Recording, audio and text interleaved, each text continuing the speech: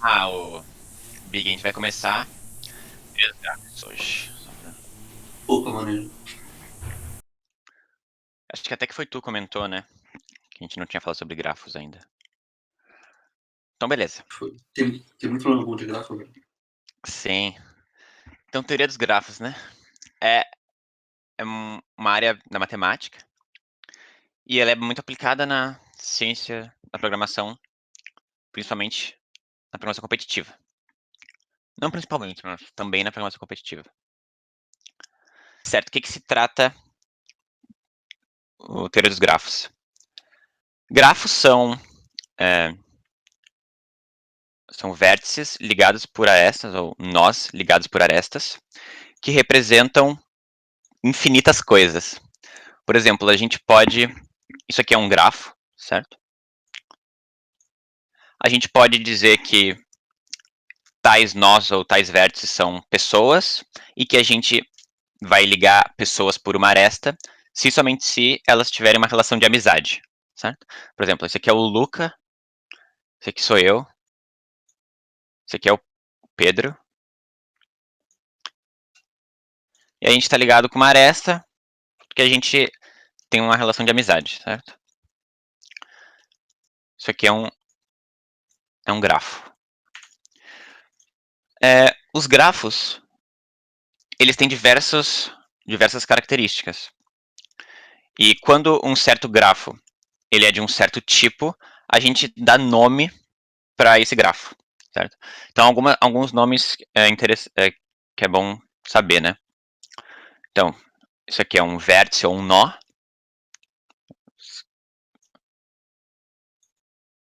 Vértice que nem na geometria.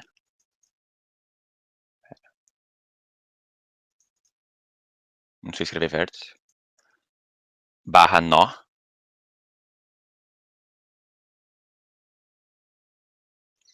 E isso aqui a gente chama de aresta, geralmente. Né? Que nem na geometria, mesmo jeito de escrever. Então, beleza. Em alguns casos, a gente pode representar um grafo, né? Vai ter lá várias vértices ligados por algumas arestas. E a gente pode representar as arestas como um número do lado delas. Né? Isso significa que a aresta tem um certo peso, ou uma distância, um tempo, a gente chama de peso. Por exemplo, vamos supor na relação da amizade. Tem uma pessoa aqui, outra pessoa aqui, e nessa aresta tem um número. Esse número representa o tempo em que elas se consideram amigas. Então, sei lá, 5 anos. Aqui, 1 ano. Certo? Então, quando tem esse número ao lado da aresta, significa o peso dela. Outro exemplo de grafo, né? A gente tem uma cidade A e uma cidade B, e esse número, o peso dessa aresta, significa a distância em quilômetros entre elas, ou o tempo que vai levar em uma viagem de carro entre elas, em horas, ou no outro caso, sei lá, quilômetros. Né? Então, arestas podem ter pesos que geralmente a gente representa com um número em cima dela. Ok? Certo. Então, quando a gente. Agora, para os grafos. Quando a gente tem um grafo em que todos os vértices estão conectados por alguma aresta, não tem nenhum vértice sozinho, ok? Não tem nenhum vértice que não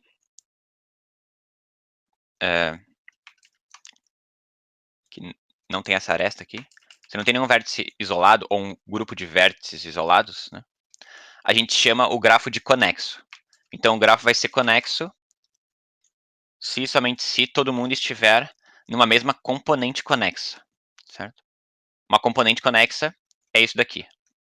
Então a gente chama de um grafo de conexo se todo mundo participa de uma só componente conexa. Então se a gente tiver um grafo que ele não é conexo, a gente sempre pode subdividir um grafo em diversas componentes conexas. Então essa é a componente conexa 1 e essa seria a componente conexa 2. Então esse grafo inteiro, que seria todos esses vértices e arestas, ele é um grafo não conexo. Portanto, eles são várias componentes conexas. Né? Por padrão, um vértice isolado é uma componente conexa sozinha. Beleza. outra coisa interessante. Qual que é o número mínimo de arestas para a gente formar uma componente conexa, né? Vamos supor que a gente tem vários vértices isolados, sozinhos, e a gente quer que todos eles estejam na mesma componente conexa. Então, a gente vai ter N caras isolados, né? E para a gente deixar dois caras na mesma componente, a gente tem que ligar uma aresta entre eles, certo? Então, para cada aresta que a gente liga, a gente sempre tem a possibilidade de somar um cara na nossa componente conexa, certo? Então, esses dois caras ainda não estão, então a gente vai botar eles nessa componente conexa. Esse cara ainda não está, então a gente bota ele. Pode botar ele desse jeito, ou botar ele aqui, ou botar ele aqui. Então, no geral, a partir dessa ideia de que cada aresta liga um cara para outro, a gente pode, por exemplo, imaginar um cara fixo e ligar uma aresta de todo mundo para ele. E isso quer dizer que se a gente tem N vértices, o número mínimo de arestas para deixar o grafo conexo é N menos 1 arestas. Já que cada aresta está colocando um novo cara num grupo, e a gente está definindo que esse último cara aqui vai estar no grupo. Porque a gente poderia muito bem fazer de outro jeito, né? Só que seria mais custoso. Tipo, ligar esses caras entre si com 3 arestas. Mas a gente tá ignorando esse cara, então teria que ter mais uma. Então aqui custou N, ao invés de N menos 1. Notem que a gente não precisa ligar para esse cara, né? A gente tem que ligar para algum cara que tá nessa componente. Pode ser esse aqui, por exemplo. Esse cara tem que ligar para algum cara que tá nessa componente. Para formar a componente conexa. Então, para um grafo de N arestas, o número mínimo para tornar para ele ser uma componente conexa são N menos 1 arestas. E, por esse grafo ser o que tem o mínimo de arestas e é conexo, ele tem um nome especial. Em português a gente chama ele de árvore. Que nem a árvore mesmo, de árvore. Então ele é um grafo especial chamado de árvore. Certo? Ele é um dos grafos mais utilizados, em específico agora na programação competitiva, porque ele tem várias características importantes, que são cis, somente cis, que se você tem uma daquelas características ditas no enunciado, você tem certeza que está se tratando de uma árvore. São 4 cis, somente cis, que são um aponta para o outro, tipo, certo? Suponha que aqui tem uma definição, aqui tem outra, aqui tem outra e aqui tem outra. A gente vai representar com um grafo mesmo. Isso daqui é um cis somente se. Essa definição é um cis somente se com essa é um cis somente se com essa com essa. Então, cada definição dessas 4 é um cis somente se com a outra. Então, se uma é verdade, todas as outras são verdades. Essas 4 são. Essa aqui de cima, por exemplo. Deixa eu botar agora para escrever. Se o problema fala que é um grafo conexo, como a gente havia comentado, se o problema fala que a gente vai receber um grafo conexo com n-1, com n vértices e n-1 arestas, a gente tem certeza que se trata de uma árvore. Okay? Isso aqui é uma das definições. Outra definição, deixa eu botar ela aqui do lado, é se ele falar que a gente vai ter um grafo conexo acíclico. O que significa esse termo aqui? Acíclico significa que não tem ciclo. O que é um ciclo? Deixa aqui. Um ciclo é o seguinte. Quando a gente... Vamos supor que a gente tem uma árvore, certo? Não, vamos pegar um grafo qualquer, sei lá, aqui. Esse grafo aqui, ele tem vários ciclos. Isso daqui é um ciclo. Um ciclo quer dizer que você tem um caminho de você para você mesmo no grafo. Se você for andando sem repetição de aresta, né, você não volta. Você vai andando pelo grafo, tipo, eu visitei esse cara, daí eu percorri essa aresta e cheguei nesse cara. Percorri essa aresta, cheguei nesse cara. E tem uma aresta que volta para um cara que já foi visitado. Então isso aqui é uma aresta que vai gerar um ciclo. Você pode imaginar um ciclo Ih, que eu tô voltando muito. Você pode imaginar um ciclo como... O menor ciclo, né, é o de 3 nós, que é tipo esse triângulozinho aqui. E aí de 4 seria tipo um quadradinho, você pode imaginar assim. O menor ciclo sempre vai ser um triângulo. Aí, claro, tem casos que você pode ter uma aresta para você mesmo. Isso é chamado de self-loop. Você vai para você mesmo. Mas, por enquanto, vamos deixar isso aqui de lado. Então, por que um grafo conexo acíclico é uma árvore? Se você pega um grafo conexo com o menor número de arestas, n-1, que seria uma árvore, e você tenta ligar qualquer aresta nova que ainda não existia, essa aresta ela vai gerar um ciclo. Certo? Por exemplo, isso aqui é uma árvore, por quê? Porque eu tenho, como diz um grafo conexo com n vértices e n menos arestas. Eu tenho 6 vértices e 5 arestas. Qualquer aresta que eu ligar aqui, qualquer uma, ou seja, qualquer par de vértices que eu escolher, vai gerar um ciclo. Então, se eu escolher esse e esse para ligar, gerei um ciclo. Se eu escolher esse e esse, gerei um ciclo, esse grandão aqui. Certo? E por que isso acontece? Bom, é fácil ver que todos os n vértices estão na mesma componente, certo? E a gente sempre usou só uma aresta para colocar eles nessa componente. Isso quer dizer que para cada cara, eu só vou ter uma aresta que liga ele para a componente. Pelo menos, né? Pelo menos. No mínimo uma aresta. E tá todo mundo ligado nessa componente. Então, se eu ligar mais uma aresta de qualquer cara para qualquer outro, é que melhor eu falar isso depois de eu mostrar outra, mas vamos definir um cara como sendo um cara qualquer, certo? Um cara qualquer do nosso grafo. Todo mundo consegue chegar nele. Qualquer vértice andando por arestas consegue chegar nele na árvore, porque tá todo mundo conexo na mesma componente. Certo? E todo mundo consegue chegar com apenas uma maneira. Se eu ligar essa aresta aqui, eu vou ter mais de uma maneira de chegar nesse cara. Certo? Mas é melhor eu explicar isso depois na próxima definição. É porque todas elas são a mesma coisa. Então deixa eu botar mais uma aqui. A próxima é... Aqui, deixa eu lembrar. Essa aqui é... Se eu falar que... Opa. Sei lá. Um grafo conexo tal que, ao tirar qualquer aresta, se torna desconexo. Então, se eu tenho um grafo conexo e eu escolher qualquer aresta para tirar, e ele vai se tornar desconexo, esse aqui é uma árvore. Esse aqui é bem parecido com esse daqui. Porque esse aqui a gente gastou o mínimo para deixar ele conexo, e aqui a gente vai tirar qualquer um que vai deixar ele desconexo, é porque ele era uma árvore anteriormente. Porque qualquer um, né? Qualquer um que eu tirar vai deixar ele desconexo. Isso quer dizer que anteriormente ele já tinha o mínimo que deixava conexo, né? Que é isso daqui.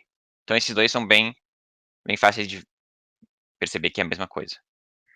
E tem mais um, que é o quarto. Talvez eu não me lembre. Se alguém quiser dar uma força, Pedro ou Luca. Deixa eu ver. Um caminho só, velho. Não é? Mas isso é um dos quatro? Se for, show de bola. Então é um grafo Eu conexo, né? não lembro se é um dos quatro, mas tipo, Mas eu acho um que é, gráfico eu acho que é. conexo, se só tiver um caminho entre qualquer par, é uma árvore. Um grafo conexo Tipo, isso eu com... sei que é, mas eu não sei se é uma das Mas eu definições. acho que é, eu acho que é, eu acho que é. É um grafo conexo com somente... É bom explicar o que é um caminho entre dois antes de explicar. Sim, calma. Com somente um caminho entre qualquer par de vértices. Isso aqui tá muito grande.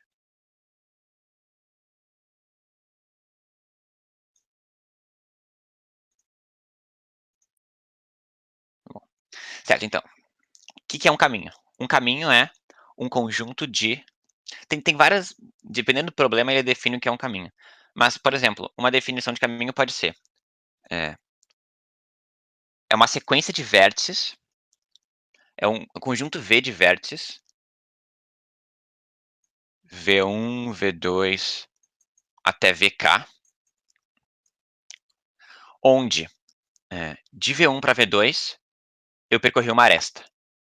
De V2 para V3 eu percorri uma aresta. De VI para VI mais 1 eu percorri uma aresta. Saindo de VI. Então, se eu, por exemplo, se eu escolho esse cara como o início de um caminho e esse cara como o final, eu percorreria essa aresta aqui, depois essa aresta aqui.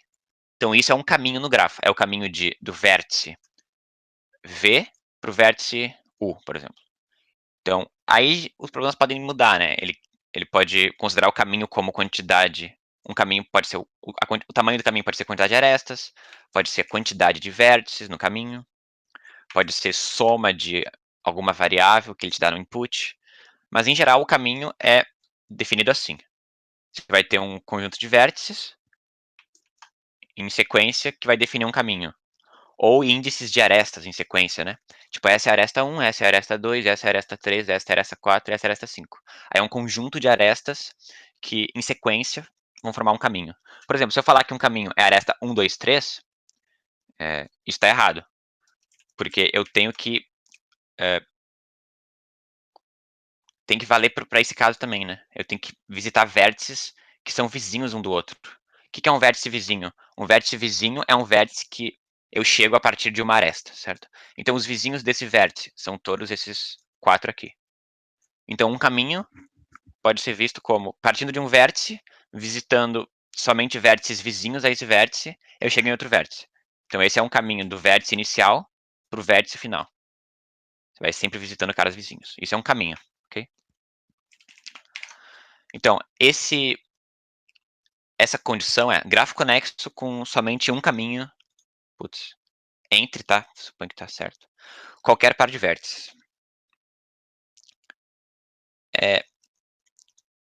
Certo. Então, agora tudo isso aqui significa a mesma coisa, certo? Um implica o outro, que é aquilo que eu tinha mostrado.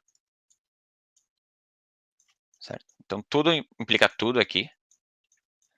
E geralmente os problemas vão dizer só um. Às vezes eles dizem um, tipo, às vezes eles usam, por exemplo, isso, e aí falam que, o grafo é uma árvore. Tipo, eles às vezes podem deixar explícito, às vezes eles deixam implícito, certo? Geralmente, problemas mais difíceis, eles não ficam falando que é uma árvore toda hora, porque a pessoa já vai saber. Em problemas que eles querem ser mais fáceis, eles, embora digam algum desses, vai dizer, isso quer dizer que o grafo é uma árvore, ou algo assim. Certo. Então essas são as 4 se somente cis. Esse daqui é um dos mais interessantes. Isso aqui significa que se eu escolher 2 vértices para definir um caminho, eu só vou ter um conjunto de arestas que satisfaz esse caminho, né? Sempre. E isso pode ser visto como a mesma coisa que, se eu tirar qualquer aresta, ele se torna desconexo. Por quê? Suponha que eu tenho 2 caminhos, se eu escolho um par de vértices e eu tenho 2 caminhos distintos entre eles. O que são caminhos distintos? Em algum momento, eu escolhi uma aresta que eu não escolhi um, escolhi em outro, ou na mesma ordem, ou em outra ordem. Tipo, se eu escolhi em ordem distinta as mesmas arestas, é um caminho diferente. Ou se em algum momento eu diminui o número de arestas, ou se eu troquei uma aresta por outra, são caminhos diferentes. Então, para isso acontecer, eu tenho que ter em algum momento a possibilidade de ir para um lado, né? Por exemplo, eu quero chegar nesse. Ou de ir para o outro. Eu tenho que ter essa escolha. Sendo que, se eu tenho essa escolha, eu tenho um ciclo também. Que é esse caso aqui. Certo? E a gente tem que considerar o jeito que a gente forma essa árvore. O mais importante, eu acredito, que é o que mata tudo, é você entender como é que você forma uma árvore. Você imaginar a partir, que é o que eu tinha comentado inicialmente, é você imaginar a partir de um conjunto de vértices isolados, o que você faz para formar uma árvore, certo? O que você faz é sempre pegar duas componentes conexas que são um grafo desconexo, tipo, pegar 2 componentes conexas separadas e tornar elas em uma só componente conexa. Se a gente sempre fizer isso, para cada componente conexa que a gente tem, a gente vai estar juntando componentes conexas em uma. E é isso que a gente faz ao formar uma árvore. Se a gente imaginar esse processo, eu acredito que é o jeito mais fácil de entender por que todas essas características são verdadeiras, certo?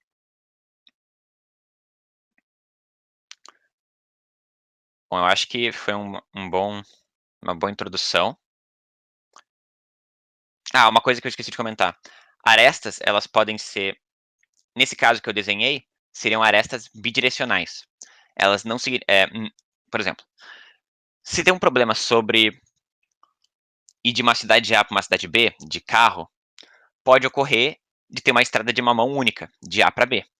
Por exemplo, a gente representaria com uma setinha, por exemplo. Então isso aqui é uma aresta direcionada, ela tem uma direção, eu só consigo ir de um vértice para o outro. E no mesmo problema eu também poderia ter, indo de B para C, uma estrada com duas mãos, então uma aresta bidirecionada, que pode ser ou representada com essas duas setinhas, ou sem nada. Por padrão, sem nada é porque só está ligando os dois, então pode vir daqui para cá ou daqui para cá, certo?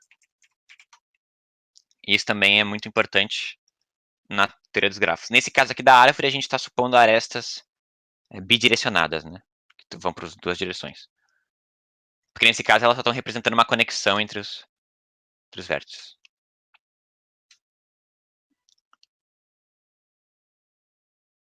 Deixa eu ver se tem alguma dúvida por enquanto. Bom, é meio que isso. Uma introdução à teoria dos grafos.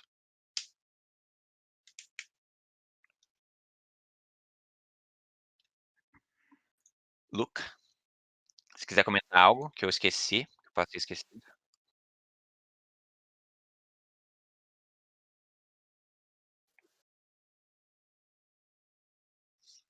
Certo. Quando a gente tem uma árvore, a gente pode, como o Luca disse, enraizar ela em um certo vértice. O que é enraizar uma árvore? Enraizar significa que tal vértice vai se tornar a raiz da árvore. O que é a raiz? Né? É um vértice, por exemplo, a gente tem uma árvore aqui, uma árvore qualquer. A gente enraiza essa árvore nesse vértice aqui. Então, um jeito que geralmente a gente desenha, né? A gente pegaria esse vértice enraizado e deixaria ele em cima. Ele é a raiz agora. E aí a gente redesenha a nossa árvore como esse vértice na raiz. Para todos os algoritmos específicos de árvore, vocês vão ver daqui a pouco, eu acho, a gente começa o algoritmo em um certo vértice, certo? Porque não importa, se o problema não comentar sobre, nesse grafo o vértice tal é tal índice, se o problema não especificar sobre a raiz que ele quer, geralmente a gente vai ter que enraizar em algum vértice qualquer para fazer os nossos algoritmos. Geralmente é vértice 1, né? Ou vértice 0, mas não importa. Então a gente enraizou nesse cara. O que significa isso? Significa que tudo que a gente fizer vai ser em relação a esse vértice. Por exemplo, vamos supor que eu queira contar distância de arestas em relação a esse vértice. Então esse cara vai ter uma aresta de distância, esse cara vai ter uma e esse cara vai ter duas. Se eu mudasse a raiz do nosso grafo, da nossa árvore, eu vou ter um distâncias completamente diferentes, né? Se eu enraizar nesse cara, e eu vou olhar para esse primeiro vizinho, a distância vai ser 1. Eu vou olhar para esse segundo vizinho, a distância vai ser 2. Eu vou olhar para esse terceiro vizinho, a distância vai ser 3. Então, quando eu enraizo uma árvore em um vértice, ele se torna, vamos dizer assim, o principal vértice da árvore. É tudo em relação a ele. Todas as coisas que a gente faz é em relação a ele. Certo? Uma coisa que eu não comentei que é isso aqui. Essa distância que a gente calcula em relação à raiz é chamada de altura, né? Ou nível. Se eu falo que a raiz está no nível 0, cada vizinho direto está a nível 1. Isso em uma árvore. Cada vizinho que é vizinho do vizinho está no nível 2 e assim por diante. Isso é a profundidade, certo? Ou a altura. Falo que esse cara tem altura 1. Altura em relação à raiz, certo.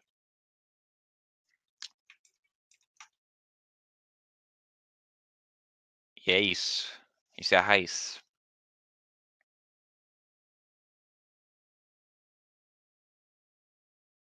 É muito importante.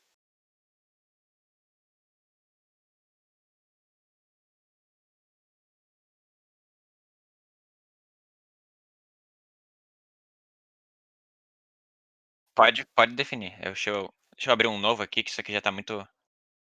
É bom definir folha também, né, velho? Sim, sim, verdade. Pode tá, vou desenhar um grafo aqui, aí tu fala. Desenhar uma árvore binária e também já explicar o que que é também. Uma árvore binária é uma árvore onde cada nó tem ou exatamente 2 filhos ou nenhum filho. Essa aqui é uma árvore binária completa, na verdade. Uma árvore binária completa tem o filho da esquerda, o left child, e o filho da direita, o right child, para cada nó. Então esse nó também vai ter o L e o R, esse aqui vai ter o L e o R. E esses caras que estão aqui embaixo são chamados de folhas. São os caras que não têm nenhum filho. Filho seria um cara que está abaixo deles. Se eu enraizar a minha esse aqui é a raiz da árvore binária completa. Esse aqui é o filho esquerdo da raiz, esse é o filho direito da raiz. Se eu olhar para esse cara, esse aqui é o filho esquerdo desse cara, esse aqui é o filho direito desse cara. Quando eu olho para esse último nó aqui, eu vejo que ele não tem ninguém abaixo dele em relação a essa raiz, né? Não tem ninguém abaixo dele aqui. Então eu defino ele como uma folha. É um cara que não tem vizinhos, vizinhos não acima dele em relação a uma raiz. Só tem Não tem vizinhos abaixo dele em relação a uma raiz. Isso aqui é uma árvore binária completa. Por definição, uma árvore binária é só uma árvore. Se você enraizar em um cara, certo? Todo mundo vai ter no máximo 2 filhos. Essa é a definição de árvore binária. Binária, 2, né? Certo, pode falar, Luca. Desenha uma árvore binária completa e você vai definir subárvore, né? Certo.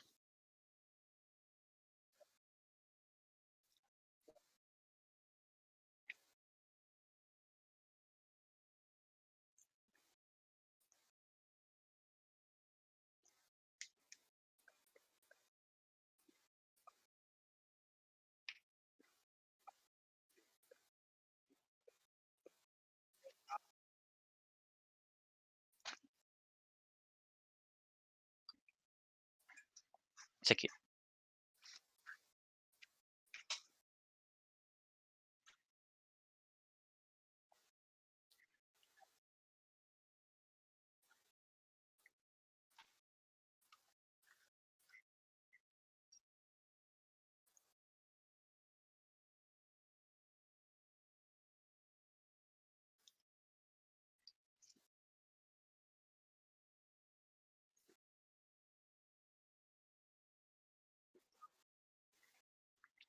É, exatamente.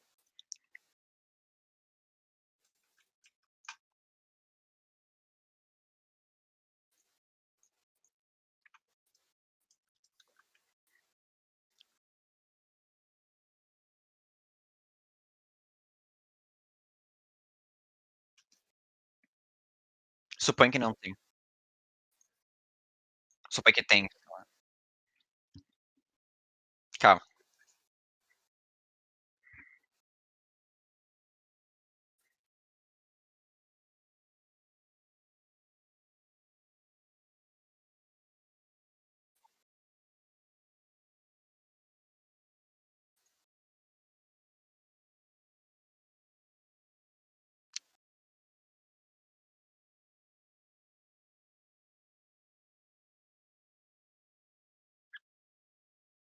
Vai ter uma aresta desse lado para esse, né?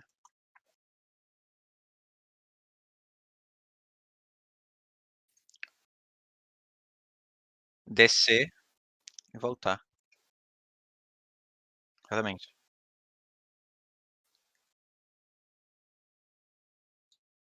É, eu vou ter que voltar aí só. E eu não tenho não. Mas eu posso dizer as 4, grafo conexo acíclico, O grafo conexo que se eu tirar uma aresta ele se torna desconexo. Todo par de distâncias todo par de vértices só tem um caminho.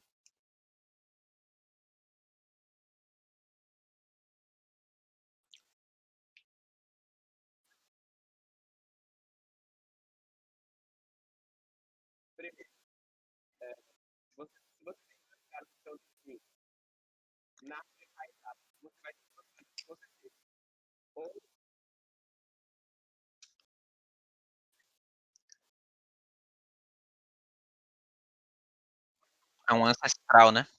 Dá pra definir ancestral também. Ancestral é tá, que é um ancestral? O mais comum é a gente chamar de pai, o pai. O pai é o ancestral direto, em relação a uma raiz. Eu enraizei esse cara, todo mundo que tá abaixo dele, com uma aresta, ou que tá numa profundidade logo abaixo, são chamados de filhos em relação a esse cara de cima. E os caras que estão embaixo chamam o cara de cima de pai. Então, desse para esse é o filho e desse para esse é o pai. Sendo que estendendo isso em vários níveis, tipo uma árvore genealógica, esses caras aqui vão ter esse cara como pai e esse cara como avô. Sendo que aí a gente não fica usando esses termos, porque eles são acabam muito rápido também, eu acredito. Então a gente só chama esses caras nesse caminho até o ancestral maior, que seria a raiz, de ancestrais. Então esse aqui também é um ancestral desse cara, que seria o pai, que a gente chama de pai. Esse aqui seria um ancestral mais acima. Então, por exemplo, se a gente falar esse cara e esse cara, o primeiro ancestral em comum deles é o pai. Sendo que caras que estão em subárvores distintas, o primeiro ancestral em comum vai ser esse cara aqui, por exemplo, a raiz, nesse caso. Mas esquece isso. O ancestral é só um cara que tá no caminho de você. Um ancestral seu é um cara que tá no caminho entre você e a raiz, numa árvore. Todos esses caras são seus ancestrais. Essa é a definição, acredito. Deu, pode falar. Mas sejam acostumados a usar o termo pai e filho, que é muito usado, certo? Pode falar.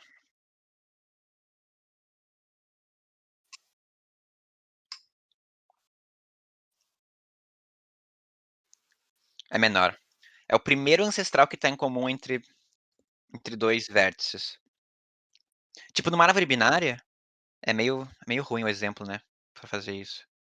Ou não? Tipo, se eu pegar esse cara aqui e esse cara aqui, o menor ancestral em comum entre eles é esse, ou seja, é o se eu pego todos os vértices que são os meus ancestrais, por exemplo, para esse cara aqui eu pegaria esses 3 vértices. Ele mesmo é o ancestral dele mesmo, ok. Se eu pegar todos os ancestrais desse daqui, que seriam esses, eu quero o ancestral que tem menor, que tá mais embaixo. É o primeiro que tá mais embaixo, certo? A gente pode definir como que tem maior profundidade, se considerar que a profundidade vai aumentando. Mas olhando desse jeito, com a raiz lá em cima, a gente quer o primeiro cara andando de baixo para cima, que é um ancestral comum a eles, né. Então esse cara é o menor. Agora vamos supor que eu pego caras de diferentes subárvores a partir dessa raiz. Deixa eu dar uns Ctrl Zs aqui. Se eu pego o primeiro cara, eu pego um cara dessa subárvore e um cara dessa subárvore. Eu sei que o ancestral em comum vai ser essa raiz aqui, certo? Independente. Porque eles estão em subárvores distintas. Que também é o ponto do não ter ciclo, né, porque se tivesse um ciclo, eu viria, por exemplo, pra cá. E aí, tipo, daria merda. Então esse cara vai chegar aqui, esse cara vai chegar aqui, e a raiz, nesse caso, vai ser o menor ancestral em comum a eles. O LCA, que a gente chama. Lowest Common Ancestor.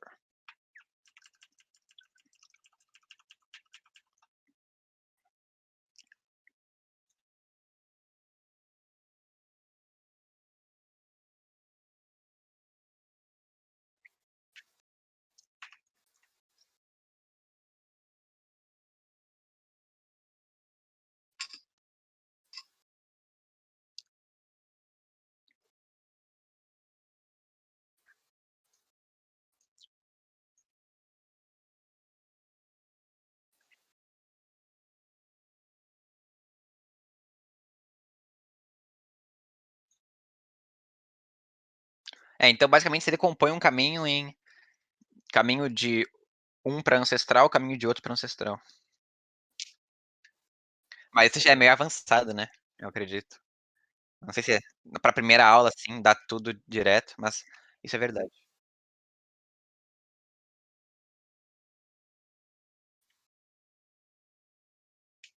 Mas vai muito, isso aqui é muito importante.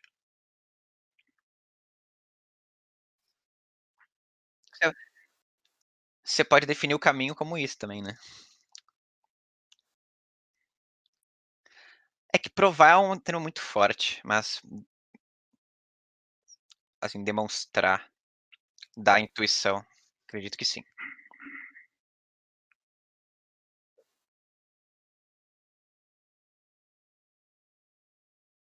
Aí pode ser senhor.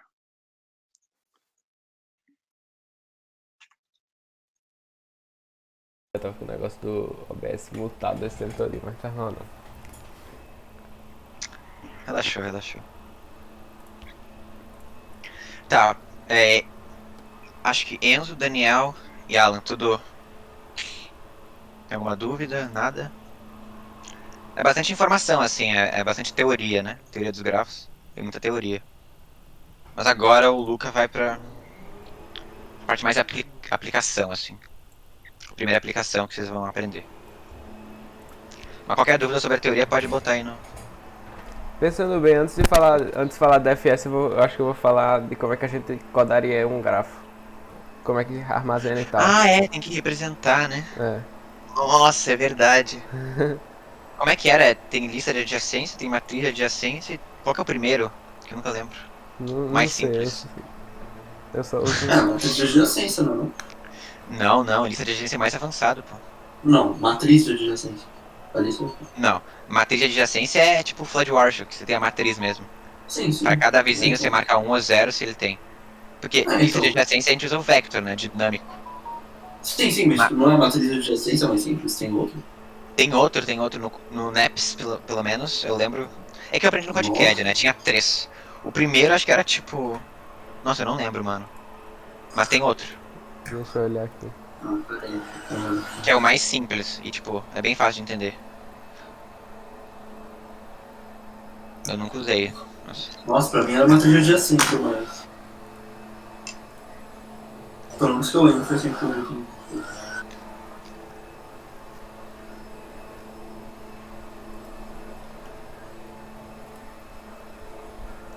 Sim, eu posso estar errado. Posso até conferir enquanto isso. Eu tô olhando aqui. Só que tá lentão meu PC. Tá quente, rapaz. Ah, pô, é lista de aresta. Lista de aresta. Como é que funciona essa lista de aresta? Você tem uma lista de aresta. É tipo Lista pra de fazer. ele guarda, tipo, Você guarda com 2, aí depois 3, 4. E aqui estão todas as arestas. E aí, nossa, mas que horrível isso. Tá bom. Essa é a definição formal de grafo, né? Nossa, que É um horrível. conjunto de arestas, tipo, contido. É um conjunto de arestas AB contido em conjunto de vértices. Conjunto de vértices. Isso é, tipo, isso é a definição formal de grafo. Uhum. Certo. Ok. Tá bom, vou botar minha tela aqui. Nossa, mas é muito horrível. Mas de verdade, tipo, só usa isso no máximo pra fazer execução. Ok. Certo. A gente fala uns nomes estranhos, mas vamos explicar o que é cada coisa. Porque a gente viu que o que é um gráfico, que são os pontos e as arestas. Mas no código a gente não vai dizer, um ponto e uma aresta. Isso aqui não é que nem uma variável que a gente pode definir int. A gente não pode definir point, sei lá, ou sei lá, aresta ou vértice, alguma coisa assim. A gente tem que criar algum jeito de conseguir representar isso num código para que fique usável. Deixa eu só conferir se está saindo som. Tá. Ok. Certo. A gente precisa fazer isso aqui, transformar num código de um modo que seja usável. Primeira coisa, a gente pode representar esses pontos por valores diferentes. Então, vamos dizer que, sei lá, eu tenho n pontos, eu vou chamar o ponto, cada ponto uma ordem aleatória de 1, 2, 3 e tal, até n. Certo? É um valor arbitrário só para a gente diferenciar cada cara e a gente saber e a gente poder acessar as propriedades dele, ou seja, sei lá, as arestas dele ou alguma propriedade do grafo relacionada a ele. Então a gente vai definir cada cara diferentemente. Então, vou ter os pontos. Lá aqui, pontos. Eu vou definir com os valores, com números. Valor, número. Ok. Então, certo. Então a gente sabe mais ou menos como é que a gente vai definir esses pontos, que é o mais fácil, eu acho. Porque, enfim. O que a gente também pode fazer é agora querer saber como é que a gente vai identificar quais são as arestas. Que nem Léo mostrou aí agora e Pedro falou também. A primeira coisa mais simples que tem é fazer só simplesmente uma lista das arestas. Lista de arestas. Negócio feio, rapaz, digitar com o mouse. Ok, lista de arestas. Então, mas não tá pra entender nada. Ok, então o que é que eu vou fazer? Se eu tenho os pontos aqui, eu tenho os números que representam eles. Aí eu pego um grafo aqui aleatório, sei lá, isso aqui, assim. E o que eu posso representar é simplesmente montar um vetor ou um vector de pair. Não sei se eu acho que alguém lembra de pair, eu espero que lembrem, que é representar como é que vai ter aqui. A gente vai ter um vetor chamado de V. Na verdade eu vou chamar de A para representar arestas. Aí eu vou definir o tamanho, quantidade de arestas. E vou botar nesse vetor uma lista que vai ser quais são as arestas. 1, 2, ou seja, cada par desse, que vai ser um pair int, que significa o quê? O primeiro e o segundo são os caras que essa aresta está ligando. Aí eu vou ligar 2 e 3, 2 e 3, 1 e 4. Certo. Esse aqui já é o modo possível. Se a gente tivesse essas informações, a gente já sabe qual é o grafo. A gente tendo essa informação, a gente consegue no código montar o que seria isso aqui, certo?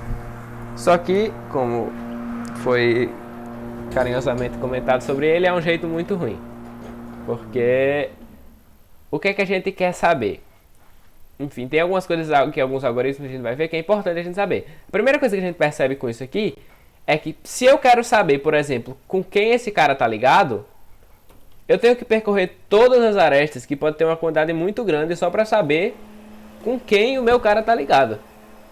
Então, por exemplo, para fazer, eu quero fazer essa pergunta, com quem o cara tá ligado? Então, cada pergunta dessa vai ser O de M.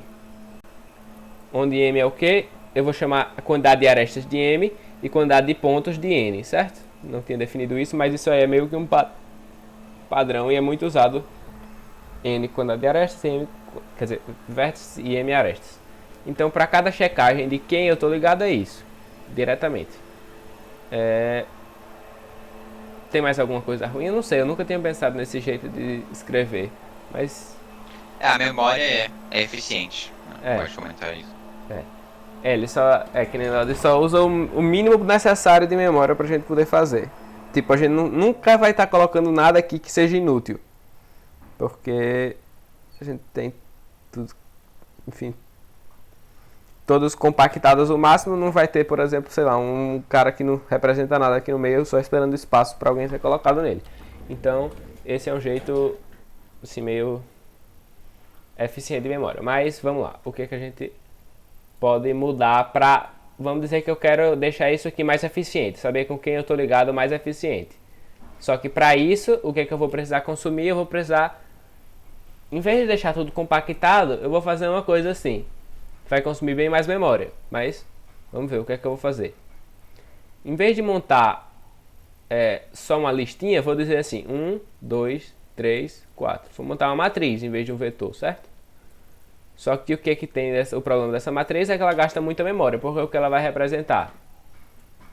Se tiver uma ligação entre dois caras, entre, sei lá, 1 e 3, aí o que essa matriz vai representar vai ser 1, ou seja, vai ser, sei lá, verdadeiro, se existir uma ligação, e 0 se não existir uma ligação. E uma propriedade é que se existe uma ligação entre 1 e 3, também vai existir uma entre 3 e 1, porque a gente está pensando, sei lá, em uma árvore. Mas isso aqui na verdade não precisa ser uma árvore, mas a gente está pensando em um grafo que as arestas, que nem lá eu tinha dito, eram bidirecionais. Então vai ter isso aqui. Então, primeira coisa que a gente consegue perceber é que é mais rápido de checar quem eu tô ligado. Eu vou montar aqui um negócio arbitrário. Primeiro, todas as diagonais são 0, porque a gente não quer, sei lá, o cara não tá ligado com ele mesmo nunca. Então eu coloco 0. Vou colocar aqui assim.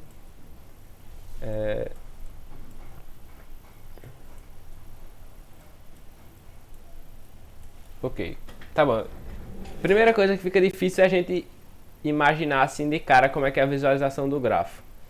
Porque não fica tão claro que nem... Não, calma. Até que fica melhor assim. Fica tão claro a gente perceber quais são diretamente as arestas que nem isso aqui. Mas uma coisa que já melhora é que para achar com quem eu tô ligado, a gente só vai ter que fazer no máximo O de N. Porque a gente só vai percorrer a lista dele para ver com quem ele tá ligado ou não. Certo? Só que quanto aqui se ocupa de memória, se eu tenho para cada cara, eu tenho um vetor de tamanho n que representa todos os outros caras, então isso aqui fica O de n ao quadrado de memória. Então isso aqui é bem ineficiente nesse quesito. E ainda assim, esse negócio O de n, para checar, embora seja melhor do que O de m, em geral, no caso, porque pode existir um grafo que tenha mais vértices do que arestas, mas a gente está pensando que vai ter mais arestas do que vértices, porque comumente é assim. Então, mas tipo, pelo menos uma quantidade mais ou menos igual, tipo na árvore que tem só um a menos. Então, isso já é, na maioria dos casos, melhor. Só que, o que é que a gente pode otimizar isso aqui?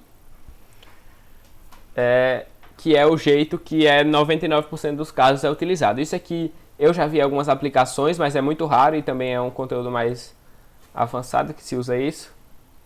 Porque precisa... Enfim, depois a gente vai ver se dá... Floyd Marshall? Exponenciação de matrizes. Tem Floyd e exponenciação também. Isso aqui eu nunca vi, porque é um lixo. Então não usem isso, é só pra gente começar a ir construindo. E agora a gente vai ver o que é bom. Tá bom, certo. Como é que a gente pode otimizar... É o quê? Não, eu ia falar que usa uma química isso aí, a exponenciação de matriz no grafo. É sério, rapaz? É sério, pra achar caminho de reação. Ela falou comigo no outro dia, é muito doido. Rapaz, ainda bem que eu não estudo química, rapaz. Exatamente. Ele tem que fazer na mão? Não, é que tipo, às vezes você tem alguma reação de orgânica maluca lá, e daí tipo, você faz uma exponenciação de matriz no computador, tá ligado? Pra achar os caminhos prováveis. Graças a Deus é no computador. Não é bom não. Tá bom, então a gente quer otimizar isso. Como é que eu faço para otimizar isso? A primeira coisa que a gente percebe é que tá comendo a memória, é que tem uma porrada de espaço vazio, né? Esse 0, 0, 0, 0, 0, a gente poderia otimizar, ao invés de salvar 0 ou 1, a gente poder, para cada cara, em vez de ter um vetor completo, a gente só tem um vetor que tivesse guardado os índices que são uns, no caso. Ou seja, que são os caras que eu consigo me ligar. Então, o que eu faria isso aqui fica semelhante na teoria, mas na prática é muito melhor, que é de, para cada cara, eu vou definir aqui assim 1, 2, 3 e 4. Ele vai ter um vetor, vou ver com quem ele estava ligado. 1 está ligado com quem? Com 3 e com 4. 3, não, na verdade símbolo de vetor não é isso, é assim. 3 e 4, que representam os índices que ele está ligado. Esse aqui está ligado só com o 4. E é possível que esse vetor ele fique vazio, porque, enfim, se ele não estiver ligado com ninguém, ele vai ser vazio. E a gente também vai representar isso aqui. A gente não tem como fazer um vetor estático, assim, definir int, sei lá, lista, sei lá, qualquer coisa. E definir um vetor estático, qualquer coisa, e outro qualquer coisa estático aqui. Porque isso aqui ficaria, no caso, ocupando a mesma memória que isso aqui, n ao quadrado, se a gente fosse estático. Então o que a gente usa é, ao invés de fazer um cara de tamanho o máximo que vai caber, a gente usa aquela estrutura que a gente tinha falado há um tempão atrás, do vector. Vector. Que é basicamente um vetor, só que como a gente tinha dito, ele é dinâmico. Então ele só vai ocupar quanto de memória precisa. Na prática usa aquele negócio de dobrar e diminuir o tamanho para ficar numa constante boa, mas a gente pode assumir que ele só vai ter a quantidade de memória que eu preciso e para percorrer todo mundo eu só vou percorrer os itens que eu estou vendo. Então ele vai ficar eficiente. Porque, deixa eu só completar isso aqui para poder mostrar. O 3 está ligado com 1 e com 4, 4 está ligado com 1, 2, 3. 3 está ligado com 1, com 4. E 4 está ligado com 1, 2, 3. Certo? Então, agora, ao invés de a gente ter n ao quadrado de memória, e para cada consulta a gente ter que percorrer uma lista inteira de tamanho n, o que a gente vai fazer é, para uma consulta, ainda pode acontecer, que nem esse aqui, de a gente ter que percorrer todo mundo. Só que, no geral, enfim, a média, se a gente percorrer, por exemplo, cada cara exatamente uma vez, que acontece em muitos algoritmos, o tempo final, ao invés de ficar n, todo cara, que nem nessa aqui a gente sabia que... Eita, calma. Nesse aqui de cima, a gente sabia que para todo cara eu ia ter que percorrer todo mundo obrigatoriamente. Mas nesse aqui não. Nesse aqui eu só vou percorrer o necessário. Então o que é que significa? Significa que em vez de ser n vezes n de antes, vai ser só O de n mais, eu vou chamar de, quer dizer, mais não, n vezes g. Ou então, calma, na verdade... eu ia falar pra te explicar isso também. Isso aqui é um símbolo... Nossa, mas... É o quê? Usa a complexidade normal, usa o pior caso. Aí explica... botar aí depois explica o grau. Tá bom, vou botar m só. Vai ser... O que eu ia colocar era a soma de g. G de i. O que é isso aqui, g de i? É o que a gente chama de grau de um vértice. Vamos voltar aqui para o desenhozinho. O que é um grau de um vértice? É simplesmente quantas arestas, ou seja, quantos caras eu estou conectados a ele. No caso a gente conta pelas arestas porque, enfim, se cada aresta liga para um cara, é equivalente às duas definições. Então, o grau é simplesmente a quantidade de caras. Se a gente for perceber que cada aresta ela só vai ser somada em dois caras. Então, essa aresta é somada no grau desse cara e é somada no grau desse cara. Essa aresta é somada no grau desse cara e no grau desse cara. E a mesma coisa para outra aresta.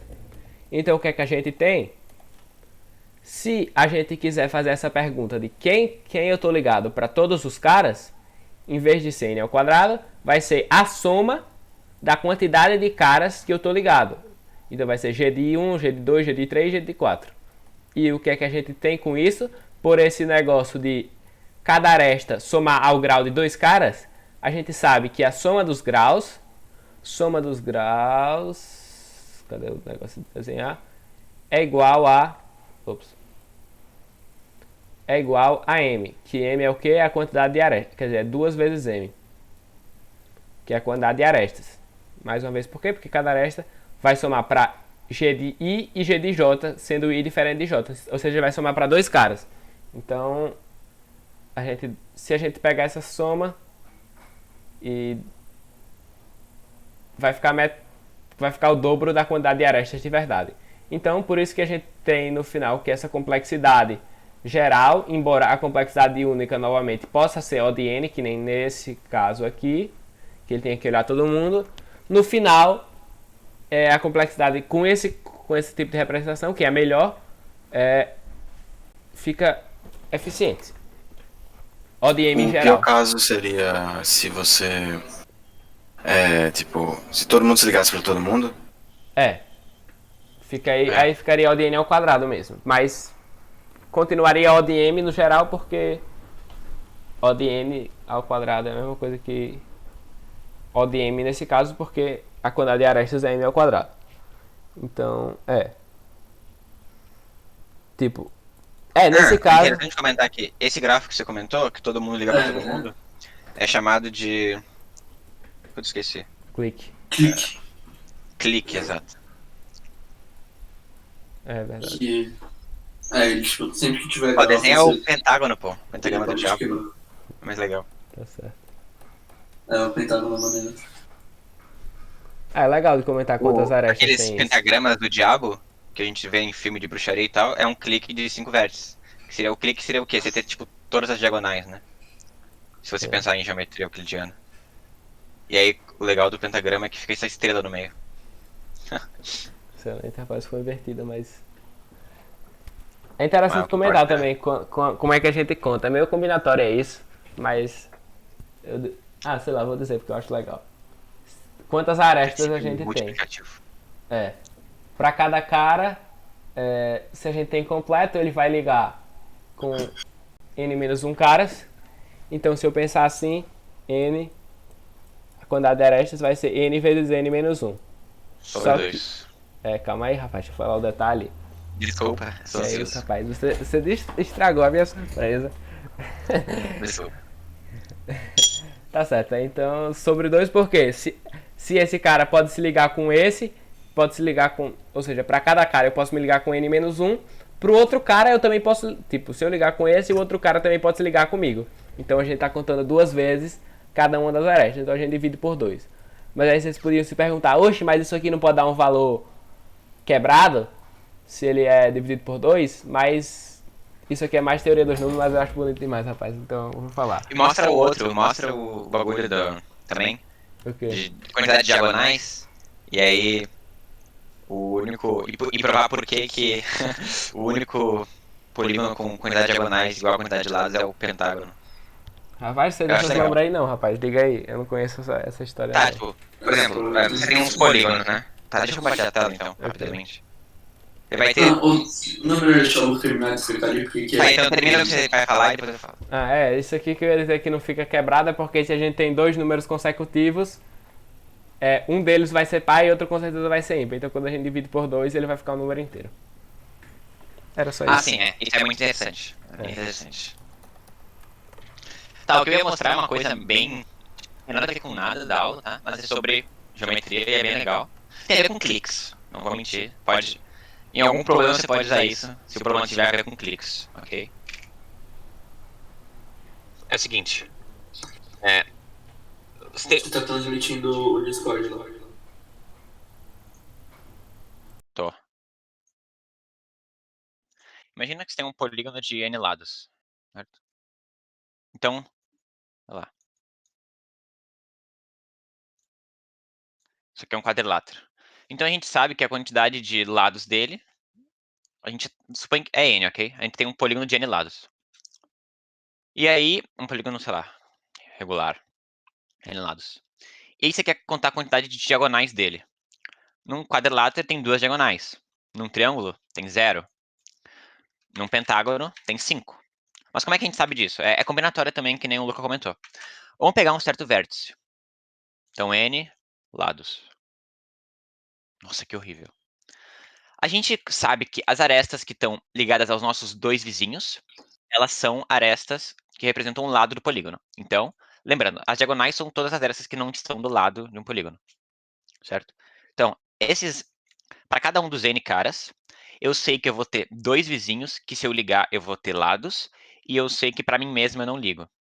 Então, para todo mundo que não são esses n-3 caras, eu tenho uma diagonal, certo? Então, isso aqui é a quantidade de diagonais, mesma ideia do Luca. Eu vou ligar desse para esse, e quando eu tiver nesse, eu vou contar esse. Então, eu tenho que dividir por 2. Então, isso aqui é o número de diagonais de um polígono qualquer, de N lados. Aí tem aquela ideia, por que, que o pentágono é especial, né? Porque ele é o único polígono que o número de lados, que é 5, é igual ao número de arestas, que vai ser esse pentagrama do diabo aqui. Essa estrelinha também que a gente desenhava quando era menor. Isso aqui tem 5 arestas. 1, 2, 3, 4, 5. E aí, a ideia é, mas como é que eu sei que só o pentágono vai ter isso, né? Aí é só você igualar, n igual a essa fórmula aqui. Aí, claro, chutando é mais fácil, mas se você fizer do jeito certo, vai dar uma equação no segundo grau. Aí você acha as raízes, né? Vai dar, tipo... Você pode cortar o n dos dois lados, né? Pode? Pode. Não, aí não tem Tá graça. multiplicando? Não tem Então, graça. Tá, você aqui pode. fica n menos 3. É igual 1. Tá, divide tudo por n. Então esse lado aqui fica 1. Esse lado aqui fica... Isso aqui você tá supondo que n é diferente de 0, né? Pelo amor de Deus. É, sim. Não, você vai O encontrar polígono de bruxarias lado aqui. é estranho, na verdade. Você vai achar umas bruxarias loucas aqui. Mas assim não tem graça. Assim você não usa Bhaskara. Tá, 2 igual a... Aí vai passar o 2 multiplicando. 2 igual a n menos 3. Animação. Passa o 5 igual a n. Então você já sabe também que o único polígono que tem isso é o famoso pentagrama do diabo aqui. Certo? Só um comentário. Lembrando que isso aqui é um clique, tá? Teoria dos grafos. Se você tem todos os lados e todas as diagonais, isso aqui, visualizando como um grafo, é um clique.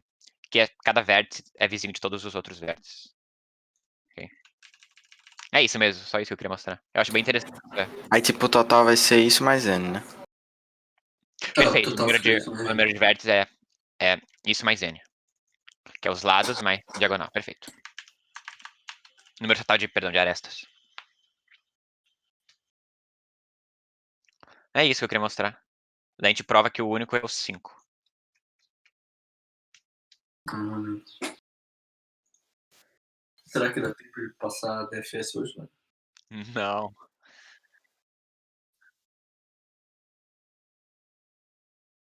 Representa. Ah, justo.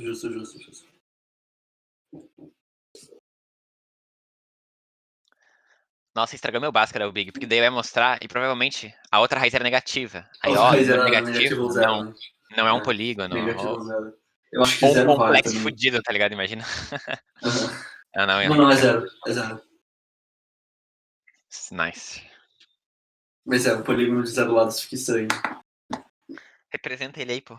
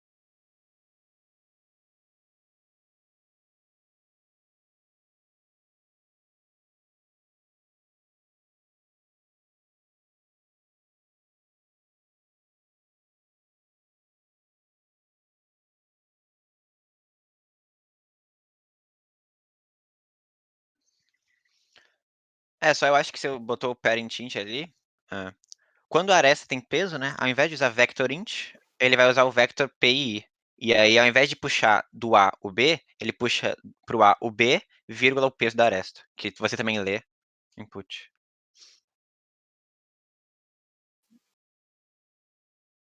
A lista de aresta, né?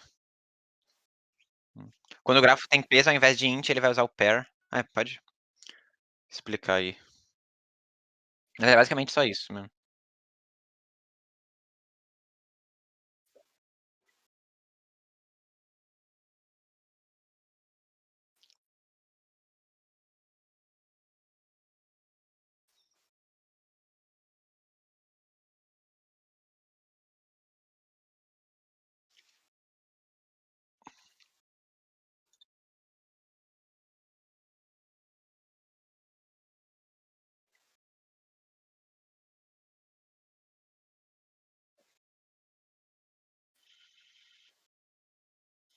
Isso.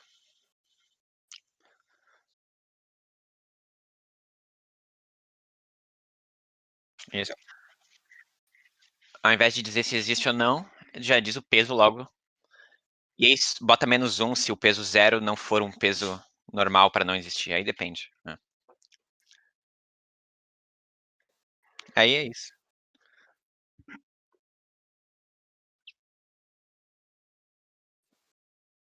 É isso.